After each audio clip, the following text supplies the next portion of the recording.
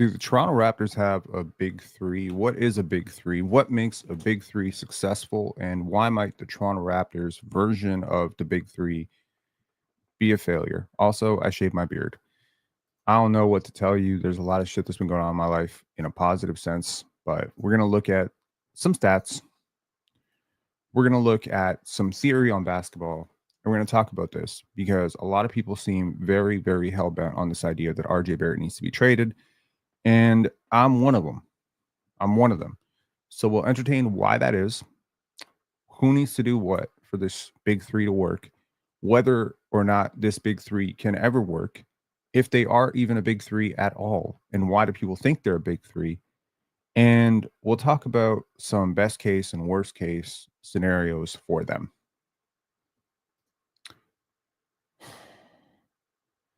Chris Cam M saying, do you have the process ahead of the Raps this season in the standings? I don't. I'm assuming by the process you mean the Sixers, and to which I would say no. I don't think they will be better. Now, look, it's perfectly possible. It's perfectly possible to be not very optimized and still be relatively successful.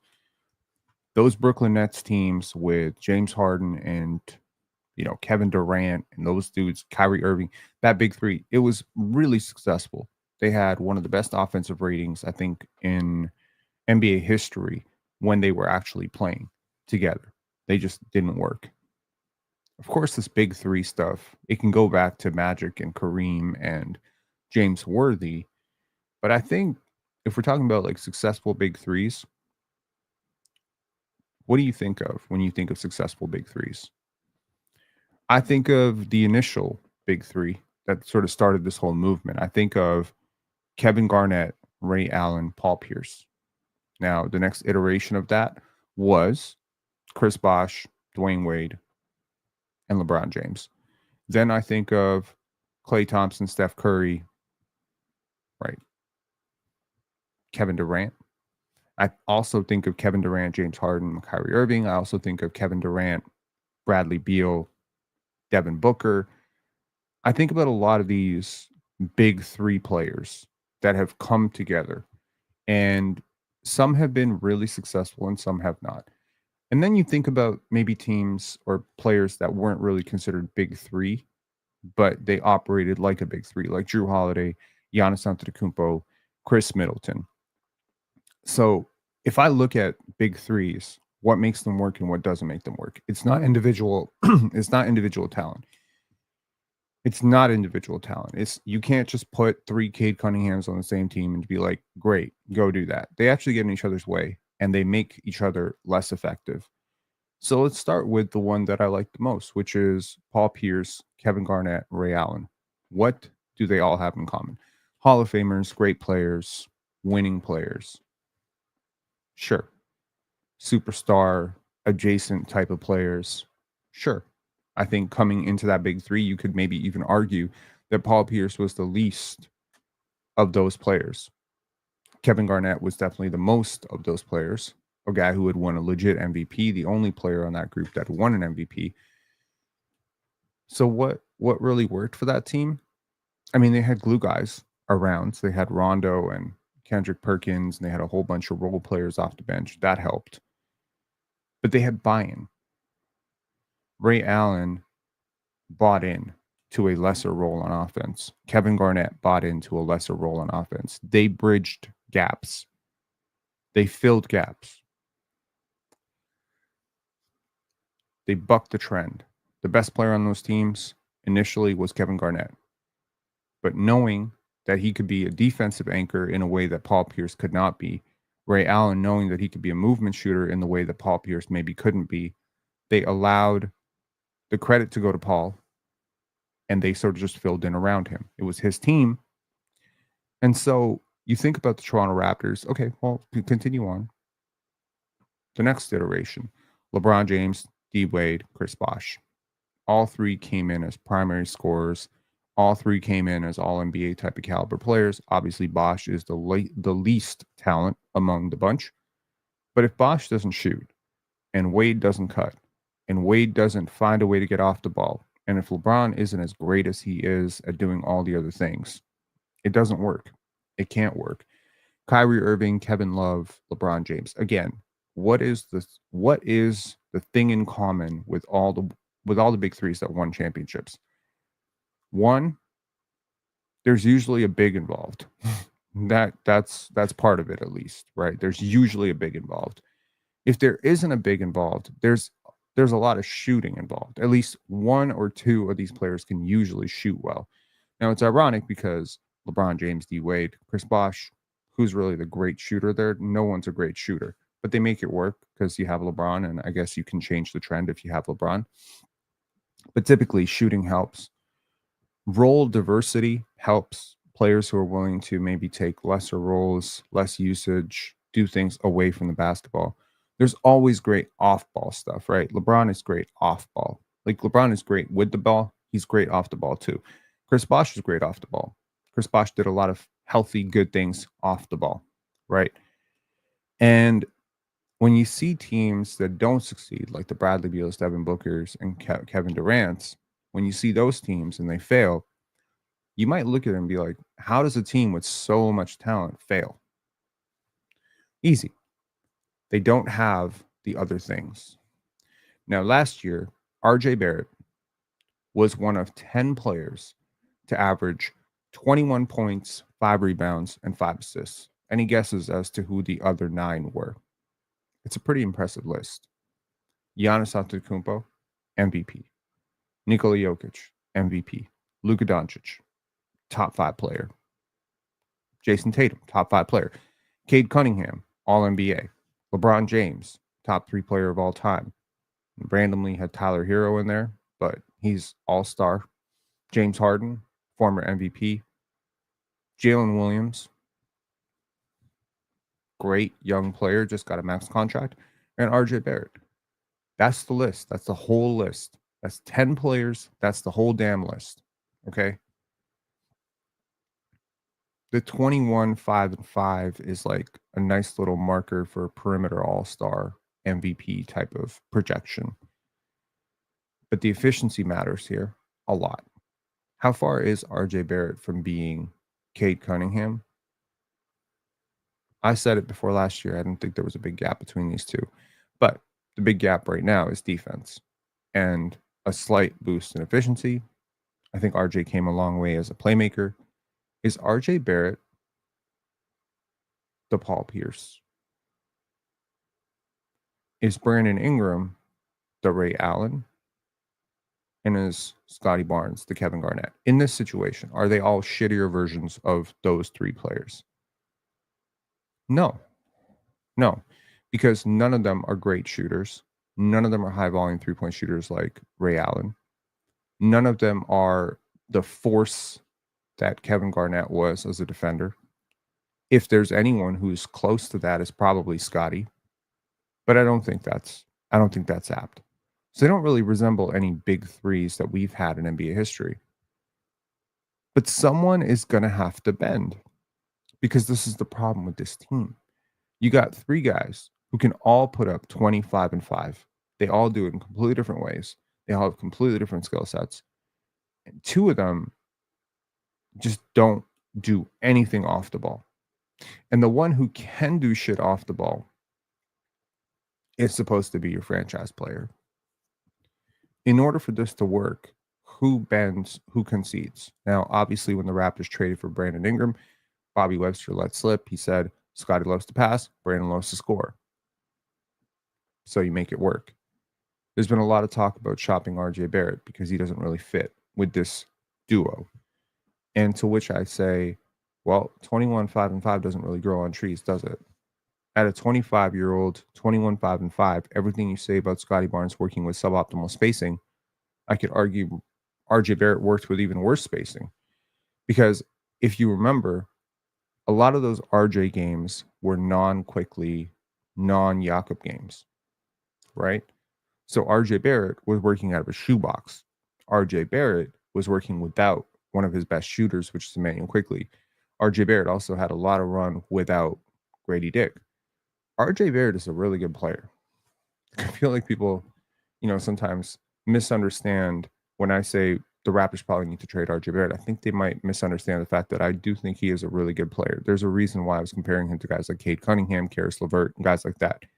But he's not Luka Doncic. He's not a first option on a good team.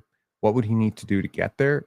I have no idea. I don't think he generates separation like a first option. I don't think he finishes in the paint like first option. I don't think he's a good enough free throw shooter to be a first option. There's so many things. So you got these three guys, and they're all like one step away from being like a perennial all-star and two steps away from probably being an all NBA player. All three of them, actually, be honest, all three of them. Two of them are former all-stars. One of them's never been an all-star, but was a number one recruit. I mean, these are big names, man. And honestly, they're three of the most polarizing players in the NBA. If you're high on all three, you're probably planning a championship parade. If you're super high, if you really believe RJ can just fix his efficiency by being around more talent, that Scotty can just magically work out his jump shot and his handle, and he's just going to progress rapidly, and Brandon Ingram can be healthy and take more efficient shots in Darko's offense, I'm sure that's the optimal goal here. It's not a realistic goal, but it's an optimal goal. Then sure, there's a version of this that works phenomenally well. But in yesterday's live, I said something that, just kind of came to me in that moment. And I've been thinking about it a lot over the last 20 hours or 15 hours, which is there's one ball and there's 10 players. And more often than not, you don't have the basketball in your hands. So what is it that you do when you don't have the basketball? If you're Scotty Barnes, you do wonderful things. Wonderful things. You're screening, you're relocating, you're spacing out to the corner, even though you don't have a ton of gravity there. You're still an all-star. They're not going to completely vacate there. You're boxing out. You're crashing the glass for offensive rebounds. You're filling lanes in transition. You're making great passes. Scotty Barnes is great when he doesn't have the basketball. And let's not even forget that he can guard 5 positions on defense. So he's always positive. Scotty Barnes wins like 85% of his minutes. And the 15% of the minutes that he usually loses are the ones with the basketball, where his handle and his jump shot and his lack of counters and his lack of bend, lack of flexibility, lack of shooting basically makes him predictable, guardable, and not very good. But what's that thing that Brian said when we had him on? Scotty's trainer, he said he gets easy ones. He gets easy ones, right? Scotty Barnes gets easy baskets. And that's true. I'll prove it to you. Let me show you this. So this is Scotty's percentage of field goals unassisted per year. Okay. Now he created a surprising amount of his own offense in year one. But do we remember what that offense looked like? It was mainly in transition. It was off of advantages. And just because he wasn't being assisted on those shots, don't mistake it for he was creating his own offense in any meaningful way. No, it was just a system that didn't have a lot of assists. It was my turn, your turn basketball. And yeah, if Scotty has a, 2 dribble post up move on a weak player because he's the 4th or 5th option as a rookie and teams are not guarding him, or if he has a, run it down your throat, bully ball to the basket type of possession in an early transition, that's not necessarily like creating offense in the half court. It's not the same thing as getting your own shot the way that he did last year. But yeah, it's interesting to note that as the seasons went on with him, that his percentage of unassisted field goals went down, which is interesting. It went from 52 to 56, and then he became an all-star, and it was 52 to 46 to 43.6. Now, it's very interesting. That third year, which is by far his best year, I think we can all agree that all-star year was his best year. That's the year he became an all-star. It also happens to be the lowest percentage of unassisted field goals he's ever made in his life. What does that tell you? That tells you Scotty Barnes is a really good off-ball player. If Scotty Barnes buys into off-ball shit, if he only wants to be an off-ball player, he will be an all-star next year. He will put up 22, 23 points, 11 rebounds, 5, 6 assists, and he'll be great. He'll be great. Congratulations. You have recreated some hybrid version of Sean Marion, Lamar Odom, Scottie Pippen type of guy. A guy who does the majority of his work on defense and off the ball, right? If you want to recreate Luka, on the other hand, which is the complete opposite extreme, you need on-ball shit. And so in year 3, they made him an all-star. Everything was off the ball, right? 43.6% of his field goals, total field goals, were unassisted. But look at that three-point percentage. He went from 15.5 to 15.7%. And then look in that third year where his three-point shooting got up. We had 8.9% of his three-point field goals were unassisted that year. That's interesting because that means most of it was being created for him, right? It was one dribble, off the catch, boom, shot, boom, shot.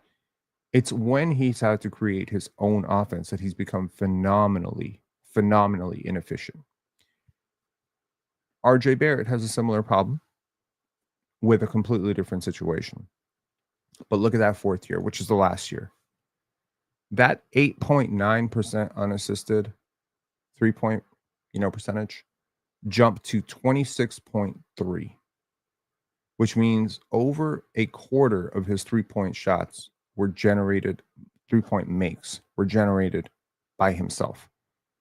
Off, usually in the half court or early transition. But ultimately, it's not coming off of somebody else creating your shot. It's coming off of you having to create your own shot. And I understand people who say he regressed as a three-point shooter last year. You have no idea what you're talking about. He didn't regress as a three-point shooter. Fundamentally changed his entire shot diet last year. I think it's a good, litmus test, but also a good development test. Obviously, the Raptors are trying to lose. If you want to lose, put players in positions to fail. This is a position to fail. This is something he cannot do, so you make him do it. RJ Barrett, completely different situation. Take a look at this. So they gave RJ Barrett all the usage his heart could desire. They didn't play him with Emmanuel quickly.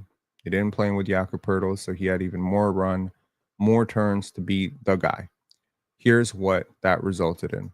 Among players with 28% or above usage last year, these are the players, and they are sorted by true shooting percentage.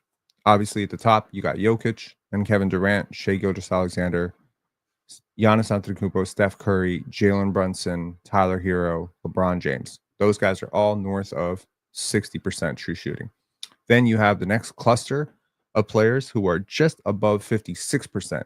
That includes a lot of players. That includes Anthony Edwards, Victor Wembanyama, Jaren Jackson Jr., Jordan Poole, who had a surprisingly efficient season last year, Devin Booker, Anthony Davis, Luka Doncic, Jason Tatum, James Harden, Donovan Mitchell, Trae Young, De'Aaron Fox, Cade Cunningham, Ja Morant, Tyrese Maxey. Cade Cunningham just barely making the cut. Those last three players, barely making the cut. Then you get below 56%, and this is where you end up with Franz Wagner, Jaylen Brown, Paolo Banchero, RJ Barrett, Miles Bridges, LaMelo Ball. It's not a terrible list, It's not terrible, obviously. Higher usage, more shot difficulty, more unassisted field goal percentage, more unassisted field goals, lower percentages. We've seen RJ Barrett be more of a catch and shoot guy. He is more efficient. So the only player who is actually efficient at the types of shots that Scottie and RJ attempted last year is Brandon Ingram. Relatively. Brandon Ingram is a relatively efficient half-court creator. RJ Barrett and Scottie Barnes are relatively inefficient half-court creators. So it tells me that in order for this big three to work, Brandon Ingram is going to have the ball a lot. Scottie is going to have to be involved as a playmaker and maybe a second option.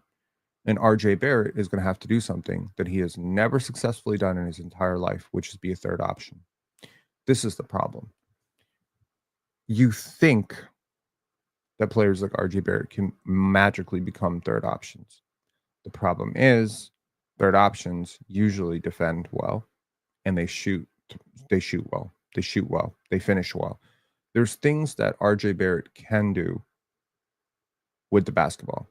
He's a good playmaker with the basketball. He can navigate the pick and roll. But again, that involves him having the basketball. He's a good driver. Off a standstill, he can create his own shot and he can drive. It's not super efficient, but it's frequent. He can get to the line, but he doesn't make free throws. So it's kind of like a really confusing ass player because he doesn't do anything that a third option needs to do, right? He does everything that a first option does, but he's just terrible at it. With Scotty Barnes, on the other hand, you don't have a problem because even if you do settle on the idea that until further notice, Scotty Barnes does not have first option skill set, first option efficiency, even if you determine that, we have seen a healthy sample size of him being a magically good second option, right?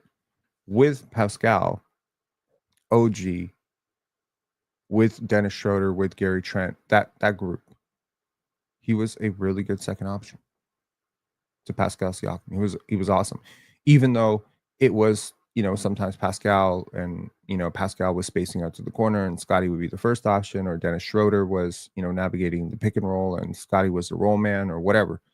We saw what he can do away from the basketball. We saw what he can do away from the role that he was in last year, and he can be an all-star. So we have that. Brandon Ingram also was not dominating the basketball when he became an all-star. He was not dominating the basketball.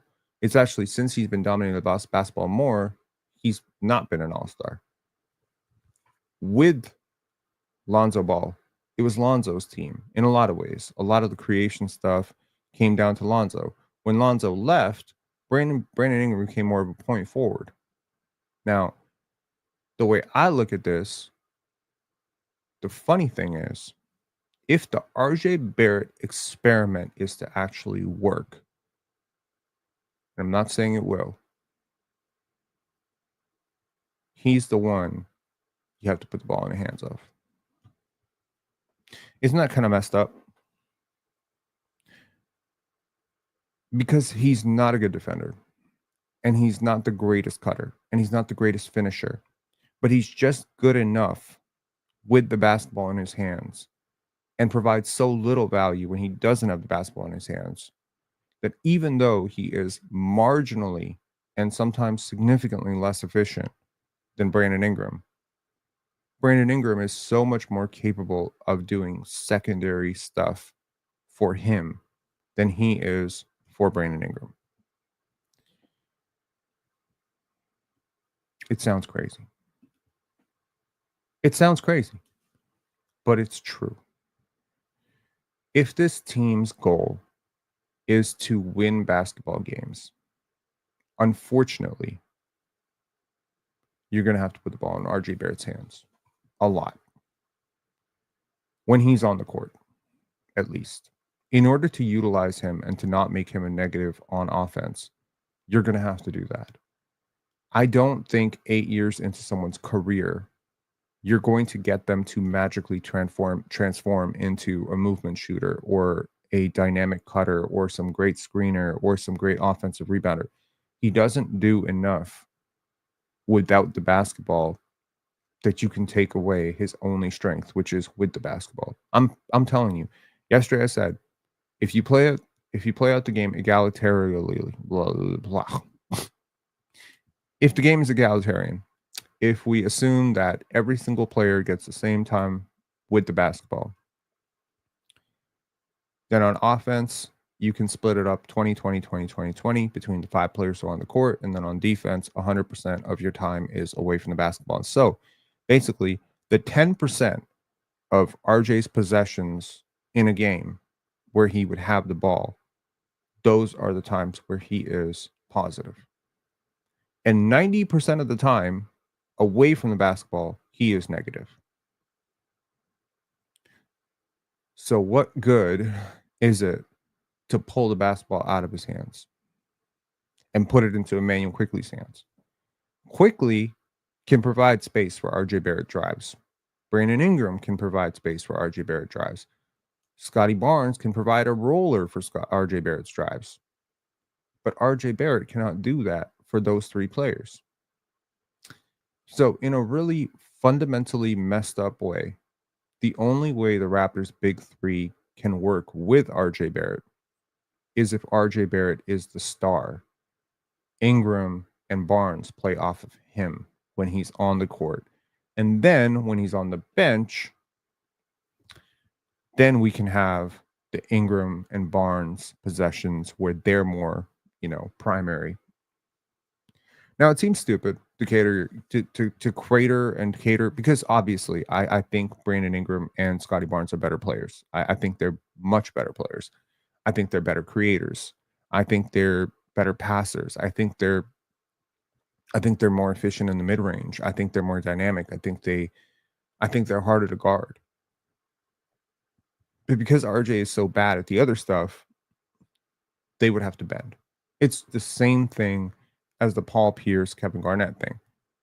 Paul Pierce cannot do for Kevin Garnett what Kevin Garnett can do from Paul Pierce. Paul Pierce cannot. We can't just be like, okay, well, Kevin Garnett is going to be the offensive guy, and Paul Pierce, you go anchor our defense. That's not going to happen. That's not going to happen. So Scotty's utility, as much as some people are thinking, oh well, Rob, is Scotty going to average 25, 8, and 8 and go compete for All NBA? Not with RJ Barrett. I don't think so. I don't think that's going to happen. In order for that to happen, RJ Barrett would need to be swapped for a player who can do Scotty Barnes stuff better than Scotty Barnes, like an OG Anunoby, or a Herb Jones, or a Tumani Kamara, or a Carter Bryant, someone like that. That's the type of player you need next to an Ingram and a Barnes, right? Now, egos dictate everything in the NBA. That's what makes the Boston Big Three so special, because they put egos aside. And Kevin Garnett might have said, hey, I know I'm the best player on this team, but I'm going to buy into this dirty, hustle, not hustle, but like defensive anchor role. And Ray Allen might have said, hey, I know I'm a better shooter than Paul Pierce. Historically, I've been a more efficient scorer than Paul Pierce, but I'm capable of providing space for this team in a way Pierce can't. So let me go do that, and let Paulie, bounce with the basketball. Did you just say OG is better than Scotty? No, that's not what I said. I said you might need an OG Anunoby type to replace an RJ Barrett for Scotty Barnes to actually take that jump offensively. That's the thing, man. There's only one basketball. You have three players who like to play with the ball in their hands. Your passing ability, really, having all these plus size playmakers and stuff like that, like there's only one basketball. I think that's something that Darko really needs to figure out at some point. Is it's great that you have all these guys who can make great reads, but at some point you need guys who can hit shots. The Raptors, there's this graphic that's floating around where they show the Raptors motion and distance traveled on offense and how much they cut and how much they run and all that stuff. And it all amounts to nothing because they have one of the least efficient offenses in the NBA. Why? Because you don't have efficient shot makers, because your two best players last year, if you consider RJ, and I don't think RJ and Scotty were necessarily the best players. I don't think RJ was even the fourth best player on the team, but your top two scorers were 54% and 52.3% true shooting. That's hella inefficient, man. Grady Dick is no beacon of efficiency. Jacoby Walter is no beacon of efficiency. Jakob Poeltl is efficient, but uneventful. So all this motion doesn't mean very much if you don't have guys who can actually score at like elite levels. That's why I wanted to trade for Kevin Durant so badly, because he does that. And Kevin Durant, interestingly enough, is great without the basketball. That's the difference.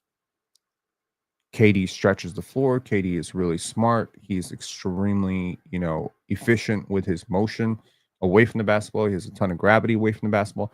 RJ Barrett does not. So maybe the reason that the Raptors have looked at trading RJ Barrett as often as they have is because they don't want RJ Barrett to be their first option this year. And maybe it's because they realize that if they force him to be a third option, they will destroy his trade value.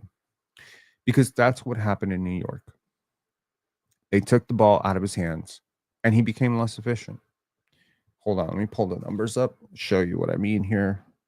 So this was, hold on. So the number, also big shout out to Scotty Barnes. Happy birthday to him. So without Jalen Brunson in New York, RJ Barrett was 21, 6, and 4 on 53% from the field. Right. With Brunson, the percentages fell by 10%. The assists fell by 1. The rebounds fell by 1. And the points fell by 2. So he kept taking them. He just wasn't very good at it. Some people don't have great off-ball skills. Bruce Brown is a great off-ball player. Aaron Gordon's a great off-ball player. Herb Jones is a great off-ball player. Trey Murphy's a great off-ball player. Some people have great off-ball skills. Some people have great on-ball skills. Some people have neither. RJ Barrett has neither. But if you want to look at off-ball versus on-ball, you would say his on-ball skills are significantly ahead of his off-ball skills. And so if he's going to function as a part of your offense, in the starting lineup especially, the obvious solution is put the basketball in his hands and let him cook. That's really the point. Now, what other solutions might there be?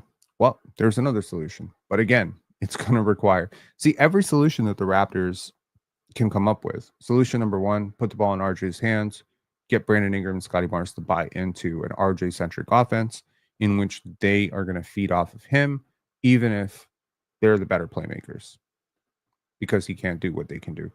He can't space the floor like Brandon.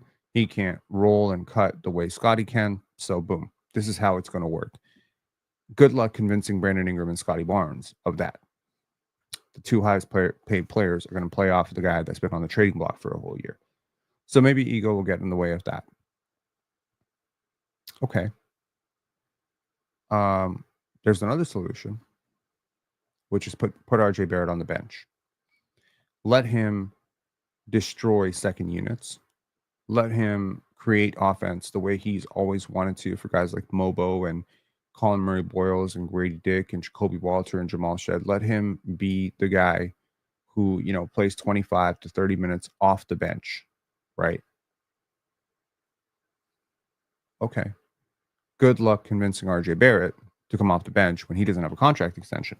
So this is why this team does not make sense. And this is why trading RJ Barrett has always been the logical move from the Raptors' perspective, which is to say it solves a problem. If you trade him for Malik Monk, you get a player who is much better offensively and fits much better into that role that you need off the ball, right? Malik is a much better movement shooter. He's a better shooter, period. He is a better driver. He is a better passer in the half court, especially. And he's comparable defensively. I think they're both pretty bad defensively, but I think Malik's mildly better. He's also just more creative off the dribble. He's a better athlete. There's at least a better synergistic fit. Oh, and by the way, he would actually buy into that 6-man role. I think the Raptors probably have to try out the RJ Barrett as the focal point of the offense thing. Let Scotty or BI cook with the second unit. And then maybe if you're winning and RJ Barrett's averaging 23, 24 points per game at the deadline, then you can shock the world and just trade him. Or have the difficult conversation with him right now and tell him, we don't think it's going to work with you in the starting lineup. We prefer Grady or Jacoby or Ochai in that second, spot to allow Scotty and BI to be who they are because they're better at these things. So if you want to start, you're going to have to become better at being Jacoby Walter than Jacoby Walter is at Jacoby Walter, which is to say catch and shoot, cuts, hustle plays, rebounding, secondary, playmaking, screen setting. You got to do all the dirty work. Basically what I said yesterday, become obsessed with the dirty work. And I just don't think he's going to be able to do what Jacoby can do. So the obvious thing with this roster going forward is Jacoby or Colin Murray Boyles are going to be the 5th starter. If CMB can shoot, he will be the 5th starter. He'll move to the four. He'll move to the four. Scotty moves to the two. Bi moves to the three. Emmanuel quickly moves to the one, and then you you just have a tremendous amount of defense, rebounding, switchability, etc. You have a lot of size. One way or another, RJ Barrett's not going to be on this team in 2 years unless he buys in completely to the off-ball stuff. Because again, I understand from the Raptors' perspective that for the time being, to preserve everyone's trade value, that they put the ball in RJ Barrett's hands because they don't want to take it out of his hands and crater his value, and then also be a losing team and now be super desperate and have a player who's owed a tremendous amount of money who is now shooting 32% from the field. I understand you don't want to do that, but long term, there's no way in hell the Raptors are going to prioritize RJ Barrett buckets over Brandon Ingram and Sky Barnes. Not a chance. I can tell you right now, if they did an expansion draft tomorrow, I don't think they would protect RJ Barrett in that expansion draft. I'm gonna be honest. I don't think they would. I think they protect fucking Jacoby, Grady, Ochai before they protect RJ Barrett. And that's just my view on it. I mean, that's my honest, sincere view. I don't think they value him like that. But the only way to use him and to not crater his value is to use him exactly how he's been used in high school. Put the ball in his hands. Pray to God that you are an above 500 team, and pray to God that a team like Sacramento or Chicago or someone becomes really desperate and just buys into him being a star. I think you just need to change the branding around him, or he needs to change. Well, someone's got to change. Someone's got to give. Something's got to break. The disaster scenario for the Raptors is this: you come out and everyone just gets in each other's way. RJ Barrett continues to think he is the focal point of the offense. Scotty Barnes continues to think he's the focal point of the offense. Brandon Ingram continues to think this is New Orleans. Emmanuel quickly and Jakob Poeltl grow frustrated because the most efficient play that they can run with the two of them is basically the Yak and IQ pick and roll. So they're playing their own game. Brandon Ingram's playing his own game. Scotty's basically trying to glue everything together. RJ Barrett's playing his own game. And then we determine after 20 games that the Raptors' best lineup is actually with Colin Murray Boyles and Jacoby Walter in place of Brandon Ingram and RJ Barrett. Again, you don't want one player to get in the way of everything. And I really think right now that one player is going to get in the way of everything. And those two one players are basically Grady and RJ. I think Grady is going to get in the way of what can be a top 5 defense. I really do. If he plays 22, 23, 24 minutes, your defense is going to be cooked for those 24 minutes. He's just really bad. So he has to get better. And if RJ Barrett is a starter on this team and he's not a sixth man, and he doesn't buy into the small ball stuff, the small stuff, and he doesn't buy into the defense, and he doesn't buy into the shooting, he doesn't become a dramatically better free throw shooter, your offensive lineups are going to suck with him too. Not to mention your defensive lineups are going to suck with him, and you're not going to win basketball games. So it's really two players kind of in the way right now. And that's kind of the point. You need a consolidation trade. I've been talking about it for fucking forever, bro. I've been talking about it forever. You need a consolidation trade because barring a consolidation trade, you need an intervention. And that's it.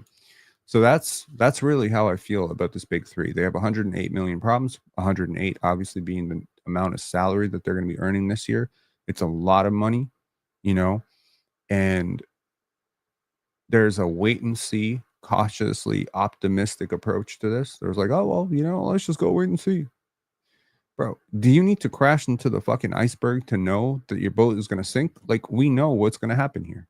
Like, again, maybe the Raptors internally have communicated to RJ Barrett, hey, man, we are going to, we're working with you all off season to make you a, fundamentally better catch and shoot corner shooter. And that's going to be your role. And RJ's like, yes, boss.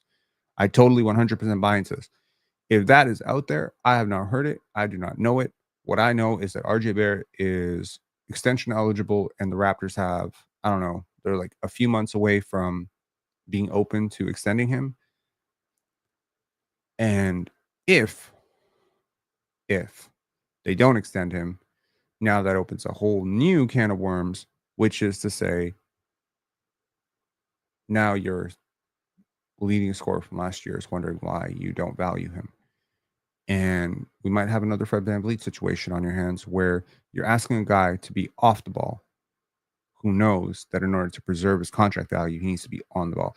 Now, I'm not saying RJ Barrett is anywhere near as selfish or as calculating as Fred VanVleet, but please understand he's also nowhere near as good. Number with the super chat. How do you suggest getting off his contract? It's funny you mentioned that because Raptors Republic did a podcast the other day, and I ended up listening to it with Pull Up Trey and Samson Folk. And Trey suggested a couple of trades. One was for Malik Monk, who for some reason has worn out his welcome in Sacramento. I really like that trade. I think Malik's awesome. Really atrocious defender, really kind of undersized, but really good player. The other one was very interesting. It was Ayo Dosunmu, Patrick Williams, and a first round swap for this year. And Trey packaged it as, well, the Bulls are going to be bad. And this, if the Raptors end up being bad, that gives you 2 shots in the lottery to actually win the lottery. And I like the thinking on that one as well. I don't really like the idea of Patrick Williams, but Patrick Williams is ideally the type of guy that you can put next to a Scotty Barnes and a, Brandon Ingram, because he's reasonably okay defensively and he's a good catch and shoot shooter. Here's the thing. Patrick Williams makes $17 million a year, right? RJ Barrett makes $27 million. Ayo Dosunmu, I can make an argument. There's some GM out there that prefers Ayo to RJ. So why the Bulls give up all of this to get him, I would never understand. But the Bulls been doing stupid shit like forever. So I don't know. Man. I think the league is kind of waking up to this shit.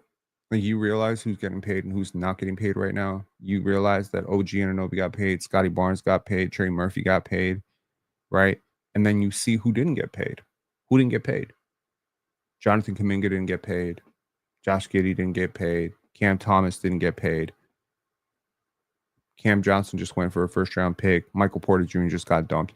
You realize how much better Michael Porter Jr. is than RJ Barrett? Just in terms of efficiency. Here's a fun thing. If the Raptors could actually package, and again, I understand the Raptors have a weird history with the Porter family, but if the Raptors could package something, RJ Barrett, plus Ochai for Michael Porter, it might actually balance out the roster, bro. I know MPJ is not a great defender. I understand that, but he is such an efficient shooter that it just might make sense. It just might make sense.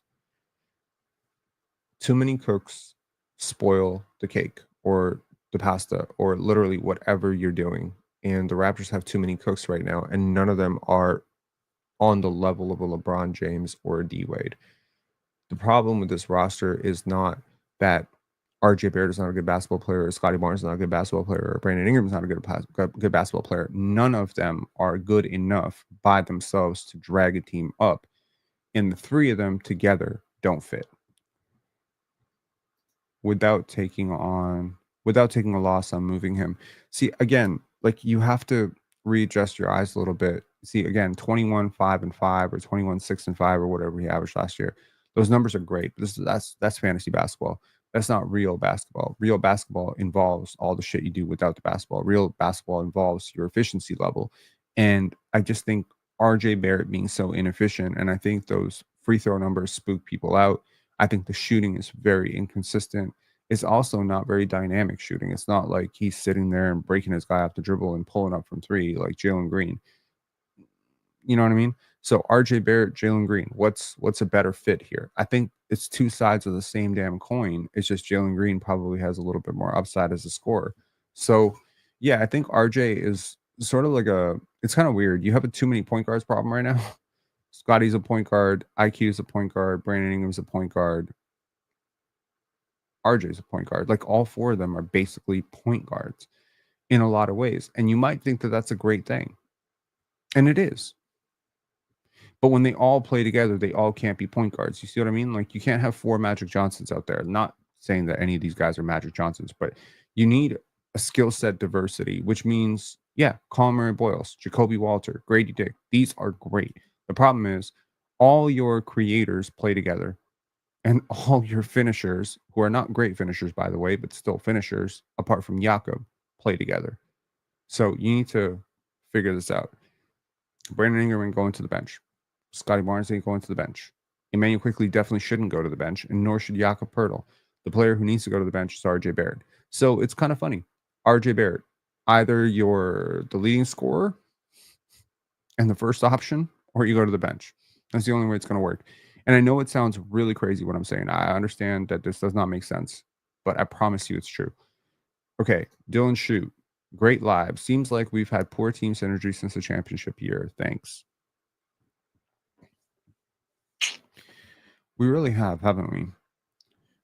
There was that one year where it kind of came together, which is the year the Raptors made the playoffs with Scotty in his rookie season. And what is it that made that team go?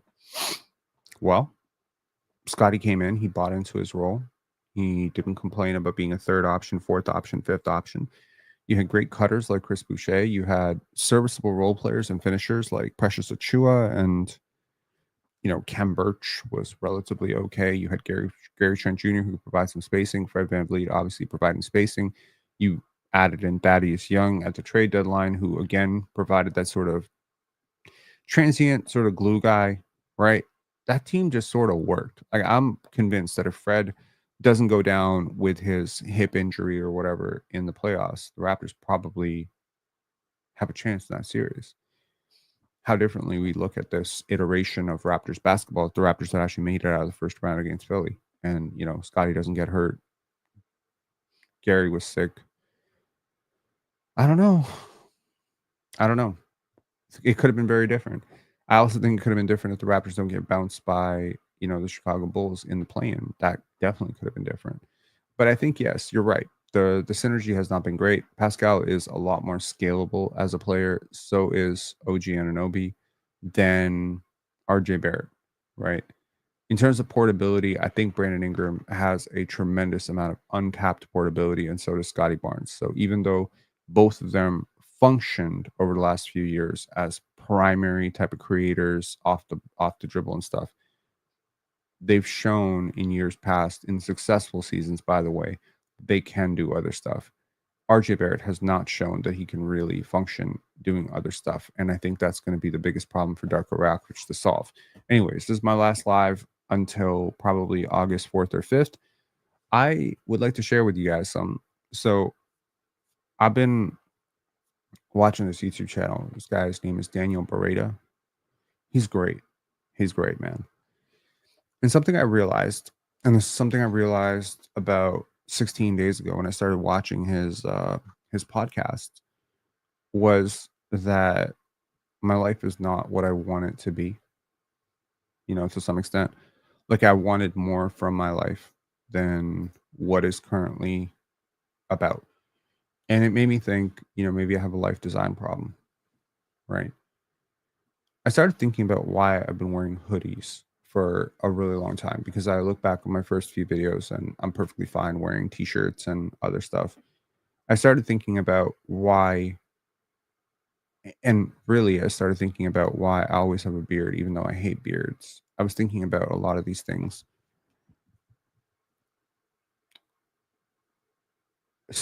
16 days ago, I stopped eating sugar. There was a reason for that, by the way, because I was getting fat. I was getting like a little bit of a belly for the first time since I was like 16 or 17 years old. I haven't really been fat for most of my life, but like getting a bit of a belly. The muscles that I had spent so much time building up, prior to the pandemic, were fading away. And I just started feeling like I want to be wearing a hoodie right now because, I don't want to be like, I don't feel comfortable in a t-shirt. And I certainly am not going to sit there in a dress shirt.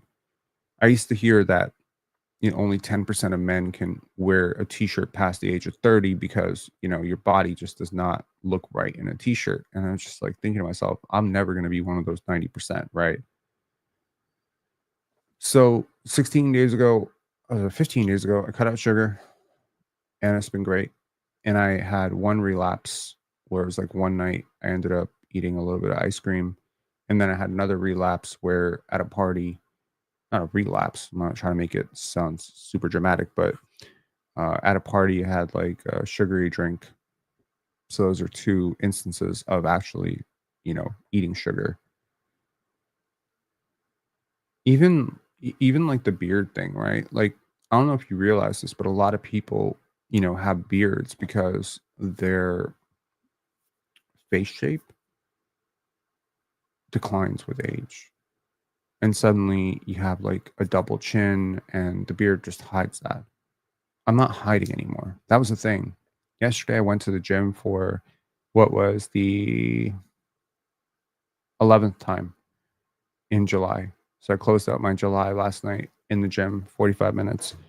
And I had gone like weeks and weeks and weeks, sometimes months without going to the gym uh, over the last 4.5 years. And I felt so proud of myself, man. And yeah, like I think, no, I'm good, bro. I'm good. Like, I'm sure at some point it'll just grow back, but like, I'm good. The beard is hiding something. The sweatshirt is hiding something. And if you're hiding something, it means you're ashamed of it. And that shame comes through. You know what I mean? Like, I'm sure at some point subconsciously I saw a picture of myself from the side and noticed that my face was kind of, not as crisp as it used to be. Like, my jawline was not as crisp as it used to be. And I just thought to myself, well, you know what a healthy solution to this is? Just fuzz it up with beard, you know? So, yeah, anyways, started going to the gym every single day. Missed one day on Tuesday, but other than that, I've been consistent for the last 15 days. I feel great. I think that I'm gonna take the next 4 days to, work on myself a little bit more. But yes, Daniel Barreto, that's the podcast. I highly recommend him. When I started listening to him, he had like 9,000 subscribers, and I think 3 days ago I looked and he had like 16,000 subscribers. That dude is growing so fast because I think uh he talks about a lot of stuff, man. He talks about life design. He talks about being clear with yourself. He talks about, the things that trip people up. He talks about mental hurdles to get over and shit. And I genuinely think that that podcast, like that dude's channel, uh, is really changing my mind a lot. So,